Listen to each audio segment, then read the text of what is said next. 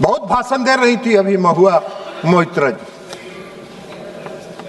इनकी नेता उस समय एक अकेले मेंबर थी लोकसभा में, अकेले सदस्य थी, और तत्कालीन अध्यक्ष विधानसभा के सोमनाथ चटर्जी, स्वर्गीय सोमनाथ चटर्जी साहब ने उनको बोलने का मौका नहीं दिया। वो रोती रही और रो के आके बैठ गई। अभी भाषण दे रहे और विपक्ष के नेता थे उसमें अडवाणी जी उसमें विपक्ष के नेता थे। अडवाणी जी ने कभी अविश्वास प्रस्ताव नहीं लाया।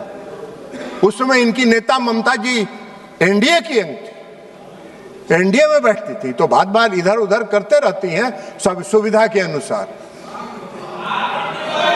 तो इसलिए इनका जो है, इनका वो है, तो इनका देख लीजिए।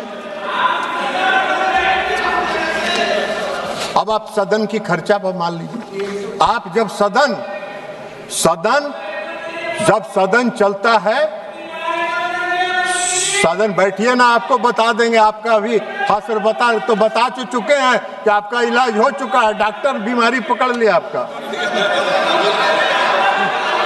इनका बीमारी पकड़ ली है, इनको अभी दवा दिया जाएगा, हाई एंटीबायोटिक। महोदया, इस सदन पर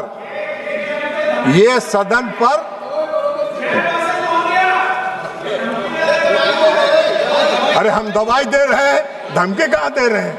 हम आपको बीमारी के लिए दवा कह रहे हैं, हम आपको दवा देंगे,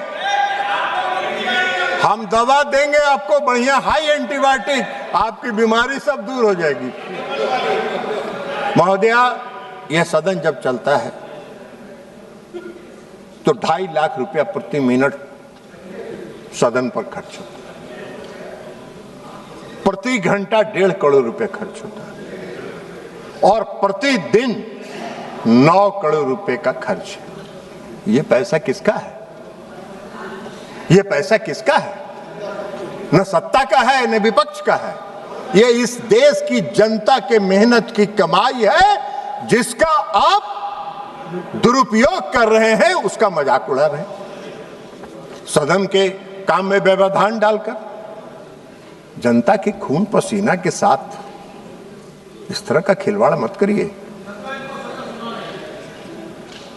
10 वर्षों में 2014 से 2024 तक 10 वर्षों में लगभग 3,300 करोड़ रुपए का अपव्यय इनके कारनामों के कारण देश की जनता का हुआ है 3,300 करोड़।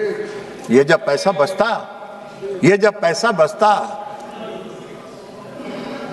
तो किसके हक में जाता? देश की जनता के हक में जाता। देश की जनता के हक में चर्चा होती, देश की जनता के हक में कानून बनता, नियम बनता। लेकिन खैर, अब इनका यही आचरण है। अब ये कांग्रेस पार्टी मूल रूप से दबाव में सबों से इन लोगों ने दस्तखत करा लिया, और करा लिया तो कोई नया चीज नहीं है, ये एक नया बात नहीं है कांग्रेस पार्टी के लिए। कांग्रेस पार्टी को और अभी के जो विरोधी दल के नेता हैं, उनमें लोकतंत्र विरोध और संविधान विरोध उनकी विरासत में उनको मिला है, उनके विरासत में उनको मिला। ये इतिहास रहा है आजादी के बाद से आज तक। कांग्रेस पार्टी ने इस संविधान को तार तार करने का काम एक बार नहीं, सैकड़ों बार इन्होंने प्रयास करने किया है। संविधान का किताब लेके घूमते थे, इस सदन में भी संविधान का किताब लेके आते थे, और रोज सुबह से शाम तक संविधान की धज्जियां उड़ाने का काम करते हैं, संविधान के रक्षक विरोध। और यह कांग्रेस पार्टी को विरासत में मिला है। कांग्रेस पार्टी की विरासत में है लोकतंत्र को, संवैधानिक संस्थाओं को जितना कमजोर किया जाए उतना इनको खुशी होती है, उतना ही इनको खुशी होती है। अब ये क्या करते हैं, राष्ट्रपति का भी भाषण होता है संयुक्त अधिवेशन में, उसमें भी व्यवधान करते हैं, उसमें भी व्यवधान करने का काम करते हैं। आज तक का इतिहास नहीं रहा। महामहिम राष्ट्रपति इस देश के गौरव है, इस देश का सम्मान है। और यह भी बोल रहे हैं बीच से पीछे से, दादा उस महामहिम राष्ट्रपति का और महिला का अपमान जो अभी पश्चिम बंगाल में हुआ है, आपको शर्म आने के बजाय आप उस पर व्यंग कर रहे हैं। यही तो है आपका, एक आदिवासी का, एक महिला का जो इस देश की राष्ट्रपति है, वो आपके प्रदेश में जाती हैं, आपकी सरकार उनका अपमान करती है। ये तुष्टीकरण है, ये आपका काम करता है। और इनका क्या है, दोनों का, इन दोनों में क्या है कि एक मीठा बोलती हैं, थोड़ा थोड़ा मीठा बोलती हैं। जैसे आज किरण रिजिजू को भी मीठा बोल रही थी, किरण रिजिजू ने भी उनको कहा रहा था। और एक कटु बोलते हैं।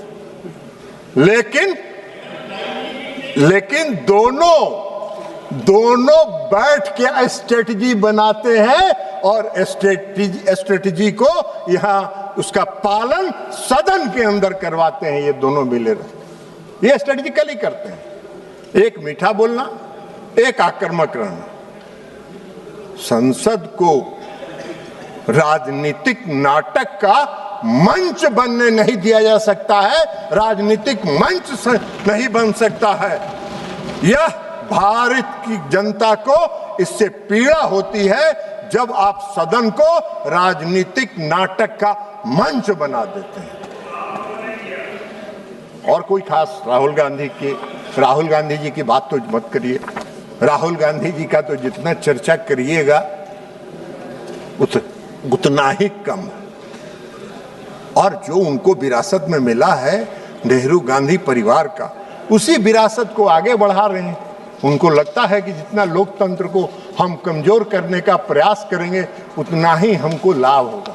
लाभ नहीं होता है, सिकुड़ते जा रहे हैं और आगे भी सिकुड़ते जाइएगा, आप चिंता नहीं करिए।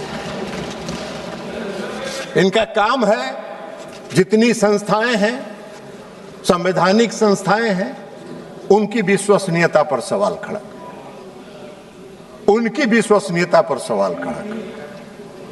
अब ये निर्वाचन आयोग इस देश की संवैधानिक संस्था है, उनके ऊपर, निर्वाचन आयोग पर चुनाव कराने की जिम्मेवारी है। आप बार बार उसकी आलोचना करते हैं। ईवीएम मशीन पर आप सवाल उठाते हैं, इस सदन में उठाते रहे। क्यों भाई? जब आप कर्नाटक में जीत जाइए तो ईवीएम मशीन सही है, जब आप पश्चिम बंगाल में जीत जाइए तो ईवीएम सही है, जब तेलंगाना में जीत जाइए तो ईवीएम सही है, और जब महाराष्ट्र में हार जाइए तो ईवीएम गलत है, हरियाणा में हार जाइए तो ईवीएम गलत है। ऐसा कहीं चला है आज तक? लेकिन इसके माध्यम से चुनाव आयोग की विश्वसनीयता पर सवाल उठाते हैं, और चुनाव आयोग की विश्वसनीयता पर इस देश की जनता को भरोसा है। आप लाख प्रयास कर लीजिए, कोई असर नहीं होगा। आज देश की जनता को मालूम है कि हम बूथ पर जाते हैं और 3 मिनट के अंदर वोट देके चले आते हैं। यह है चुनाव आयोग की विश्वसनीयता पर जनता का भरोसा और जनता का विश्वास।